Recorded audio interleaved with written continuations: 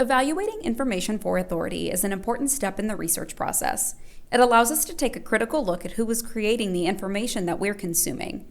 In this Galvin Library instructional video, we'll be discussing authority and using lateral reading to learn more about our sources. Let's say you found a source. How do you know if it's credible? One way is to look at the authority of the author or creator. It's important to understand that authority can manifest itself in different ways and depends on context.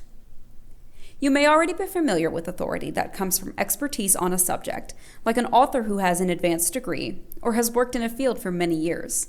But authority can come from a societal position or other kinds of experience. For example, the mayor of a city has authority based on their elected position, and a person who lived through an historic event would have authority due to their lived experience. So, how do we determine authority? One technique is called lateral reading.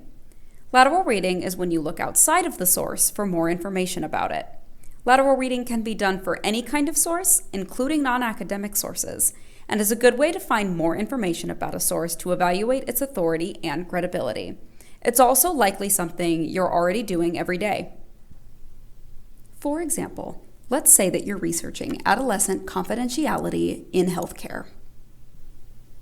After a little searching, you find this article by the American College of Pediatricians called Adolescent Confidentiality.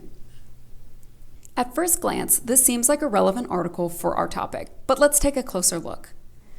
We could look in an organization's About page to see what they say about themselves, but that may not always give us a clear picture, since they may leave some information out. This is where lateral research comes in. Let's use Google to see what other people are saying about them. In this instance, we can look at their Wikipedia page and see that their views differ from other major organizations. Or if we go back, we can see what other organizations have written about them. Not all organizations will have their own Wikipedia page, but we can also look at news sites or social media. While this article looked good at face value, doing some lateral research showed that it might not be a great source after all.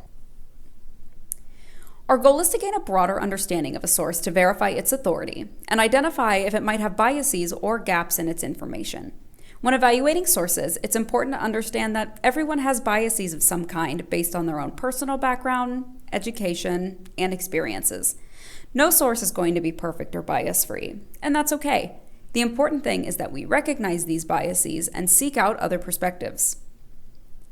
It's always important for us to evaluate our sources regardless of where we find them. Evaluating our sources helps us ensure that we're finding credible information to use in our research papers and projects. Need additional help? Contact the librarians in Galvin Library at library@iit.edu or check out our research guide.